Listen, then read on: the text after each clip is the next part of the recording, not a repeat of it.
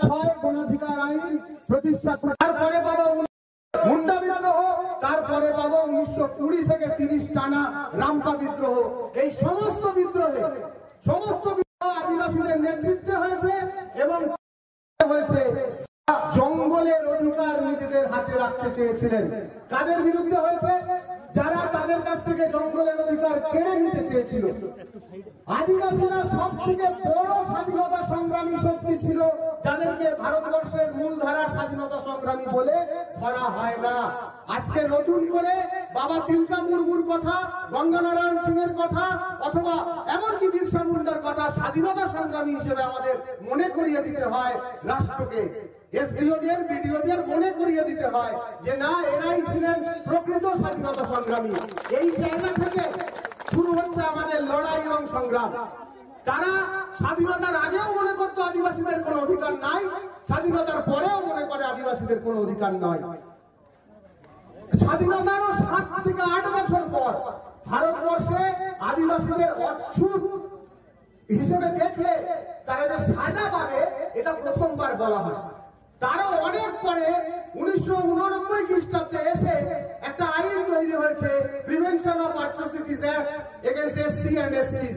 অর্থাৎ আদিবাসীদের উপর কেউ যদি জাতিগত বিরোধ করে, জাতিগত অত্যাচার করে, কথা বলে, অথবা খুব গুরুত্বপূর্ণ ভাবে তাদের অধিকার কেউ কেড়ে নেয়, তাহলে এই আইনের অন্তর্গত যে ধারাগুলি আছে, যে নিয়মগুলি আছে, তার মধ্যে দিয়ে তাদের সাজা হবে এবং সেটা জামিন অযোগ্য ধারায় সাজা।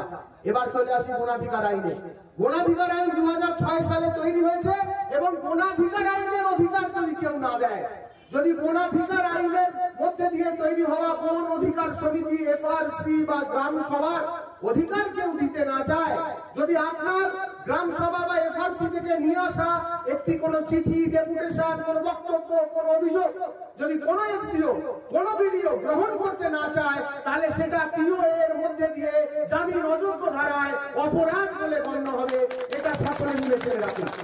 মানে আজকে যদি কোনো প্রশাসনিক দপ্তর, যদি কোনো বড় দপ্তর, কোনো এসডিও, কোনো ডিএম, যে কোনো সরকারি অফিসার হোক, কোনো ডিএফও হোক, তারা বনাধিকার আইনের মধ্যে দিয়ে তৈরি হওয়া গ্রাম সভা এবং বন অধিকার সমিতি এফআরসি কে অন্যায্য বলে, সেই সম্বন্ধে কটু কথা বলে, তাদের অভাব অভিযোগ শুনতে না চায়, তাদের ডেপুটেশন নিতে না চায়, জোর করে এফআরসি এবং গ্রাম সভা থাকবার পরেও গ্রাম সংলগ্ন জঙ্গলে নিজেদের ইচ্ছে মতো ওই ইউক্যালিপটাসের চারা অথবা কোন চাষ জমিকে মানুষের থেকে কেড়ে নিতে চায়, অথবা বন আইন 1980 অথবা বন সংরক্ষণ আইন 1980 অথবা বন আইন 1927 এর মধ্যে দিয়ে অত্যাচার করতে চায়, তাহলে সেই সব কিছু POA, prevention of atrocities act against SC and ST এর অন্তর্গত দণ্ডনীয় অপরাধ।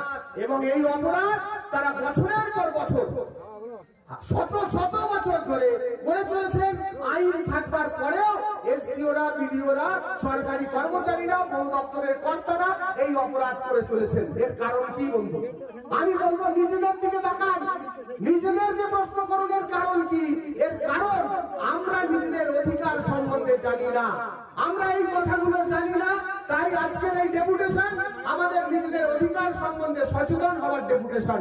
এই ডেপুটেশন থেকে আমরা আমাদের অধিকার জানবো, সাংবিধানিক অধিকার জানবো, আইনি পথে, সাংবিধানিক পথে আমরা আমাদের অধিকার ছিনিয়ে নিয়ে আসবো।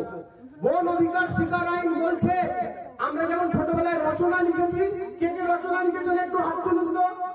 স্কুলে রচনা কে কে লিখেছেন? বেশিরভাগই লিখেছেন, তাই তো?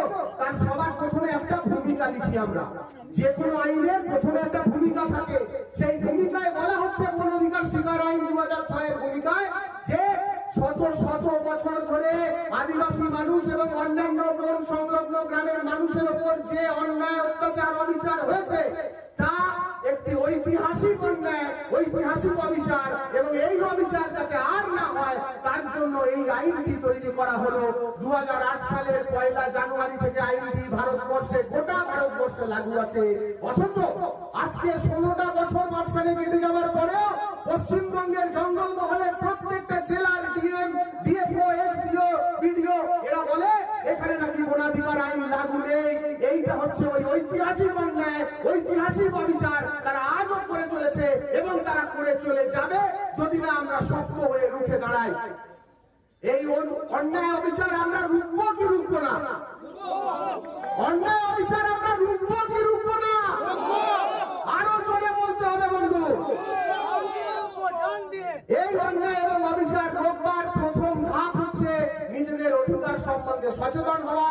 নিজের গ্রামে যার যার কোন সংলগ্ন গ্রাম আছে সেখানে আজকে এই ডেপুটেশন থেকে ফিরে গিয়ে ফেসবুকে পোস্ট পরে করবেন, আগে গ্রামের কথা বলুন, বসুন, বসে গ্রাম সভা এবং কোন অধিকার সমিতি বা এফআরসি বানানোর জন্য প্রথম রেজলিউশন বা প্রথম বৈঠকটা করে ফেলুন। আমি এখানে যারা নেতৃত্ব আছেন, দিলেশ্বর বাবু, অনন্ত বাবু অথবা অন্যান্যরা, তাদের কাছে একটি ছোট পুস্তিকা রেখে যাব, যেখানে কিভাবে একটা রেজলিউশন লিখবেন, কিভাবে সেটাকে কোথায় জমা করবেন, কোথায় কি করবেন, কোথায় সিগনেচার করবেন, এই সমস্ত কথাটি তার মধ্যে বলা থাকবে। এইটা নিয়ে ভয় পাওয়ার কিছু নেই। আইনটা আপনাদের জন্য। রেজলিউশন কোন ভাষায় লিখতে হবে? আপনার নিজের মাতৃভাষায় লিখবেন। যদি আপনার ভাষায় লিপি থাকে তাহলে নিজের লিপিতে লিখবেন।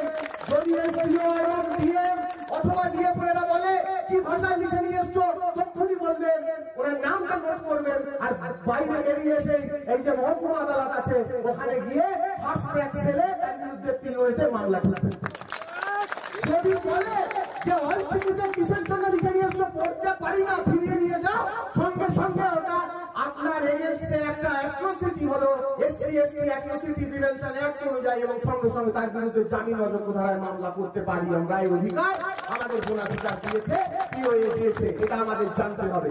যদি আমার বনাধিকার এবং গ্রাম সভা সংলগ্ন এলাকায় গ্রাম সভার অনুমতি ছাড়া জঙ্গলের ভেতরে কোনো কাজ যেটা অনধিক 1 হেক্টয়ারের মধ্যে হচ্ছে, যেটা অনেকগুলো গাছ কাটা যাচ্ছে, এই ধরনের কোনো কাজ যে কোনো যত বড় সরকারি অফিসার, বেসরকারি অফিসার, দিল্লি আমেরিকা যেখান থেকে আসুন, সে যদি গ্রাম সভার সম্মতি না নেয়, বন অধিকার কমিটির সঙ্গে কথা না বলে, তাহলে সেটি অপরাধ অ্যাকর্ডিং টু পিওএ 1989, এবং এর বিরুদ্ধে আমরা মামলা করতে পারি। আমি একটা উদাহরণ দিই। অযোধ্যা পাহাড়ে এম কার্তিকায়ন ডিএফও, সে ওখানকার যে স্থানীয় গ্রাম সভা রাঙ্গাবাড়েলহর গ্রাম সভার বন অধিকার সমিতি এবং গ্রাম সভার সঙ্গে আলোচনা না করে তারা গাছ কাটবার জন্য পুলিশ নিয়ে ঢোকবার চেষ্টা করেছিল। তারা গ্রামবাসীরা তাদেরকে আটকায়, বলে আমরা ঢুকতে দেব না যতক্ষণ না আপনারা গ্রাম সভার সঙ্গে আলোচনা করছেন। তারা করতে চায়নি। কেন করতে চায়নি জানেন? কারণ ডিএফও ওখানে দাঁড়িয়ে বলেছিল, তোমাদের সঙ্গে কিসের কথা বলবো, এমন একটা ভাব, তোমরা হচ্ছে অচ্ছুত, অশিক্ষিত, অথবা ওই যে জাতিগত বিদ্বেষের যে বিষয়টা। আমরা তার বিরুদ্ধে ওখানে সমস্ত গ্রাম সভা মিলে রাজেন টুডু মহাশয়ের নেতৃত্বে ওখানে ওই ডিএফওর বিরুদ্ধে এফআইআর করা হয়েছে বাগমুন্ডি ডিএফও, বাগমুন্ডি পুলিশ থানায়, এবং ডিএফও কে তার কিছুদিনের মধ্যে বদলি করে দেওয়া হয়েছে, ডিএফও কে ওখান থেকে সরিয়ে নিয়ে চলে যাওয়া হয়েছে। এইটা হচ্ছে বনাধিকার এবং পিওএর ক্ষমতা।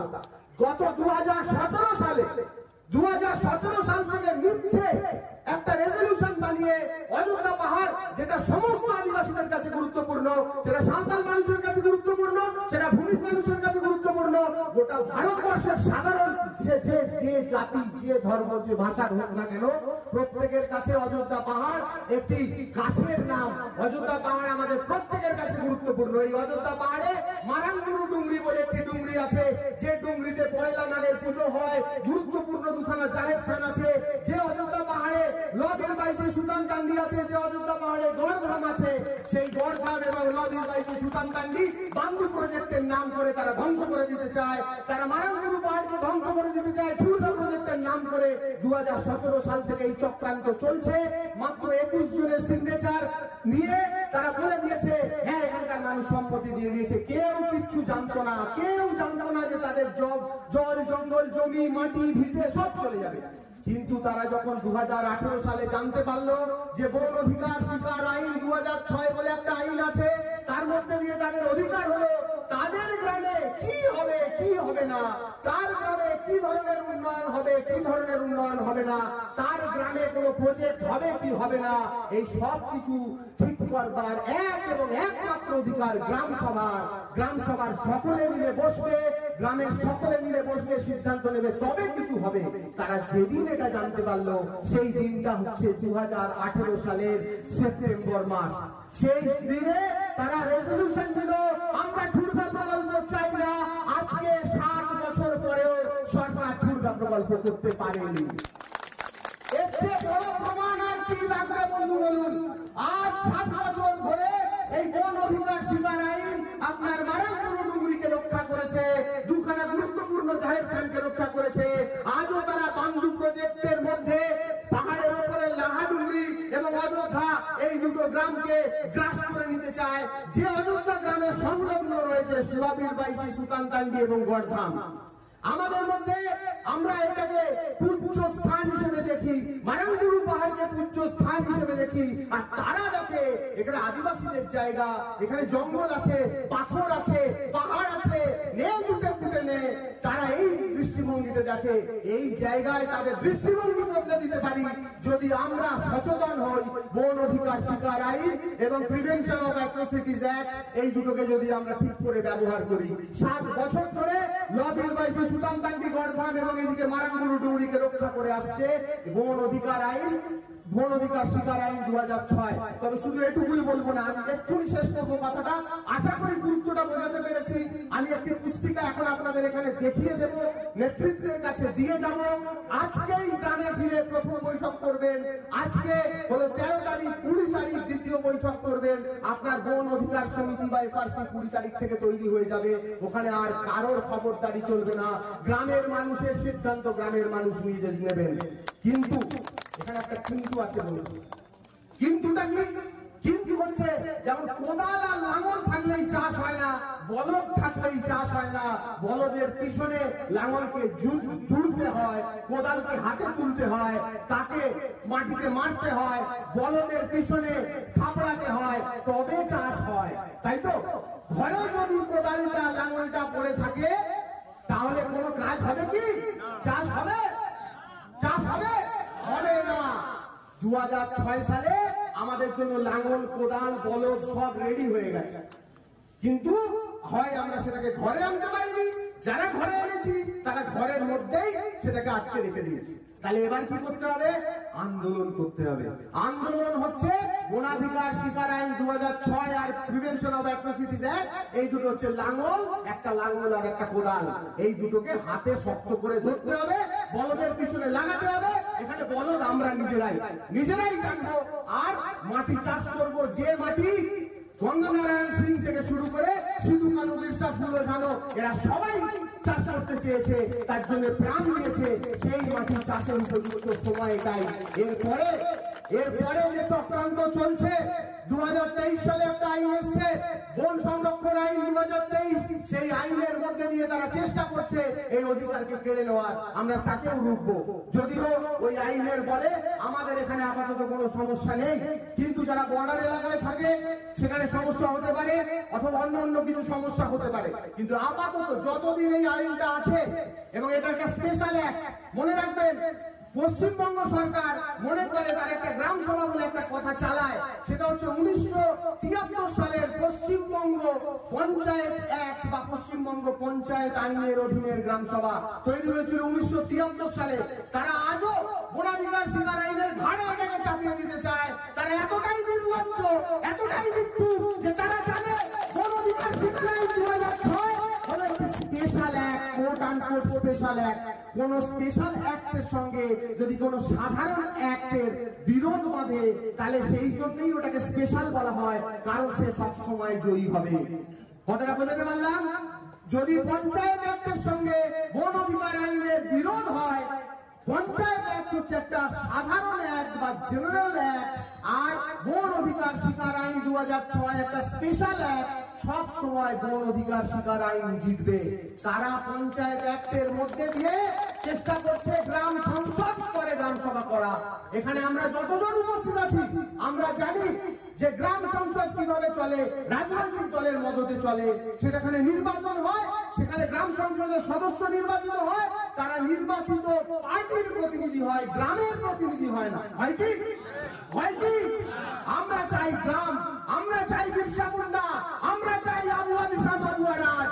এই আবু আবিসাম আবুয়া রাজ আমাদের স্বশাসন এবং আত্মনিয়ন্ত্রণের অধিকার প্রতিষ্ঠা করবার জন্য আমাদের হাতে রয়েছে বন অধিকার শিকার আইন 2006। আমরা আমার গ্রামে ঠিক করবো এখানে কি হবে কি হবে না, এটা গ্রাম সংসদে যেই চলে যাবে। একটা গ্রাম সংসদের মধ্যে একাধিক গ্রাম থাকে।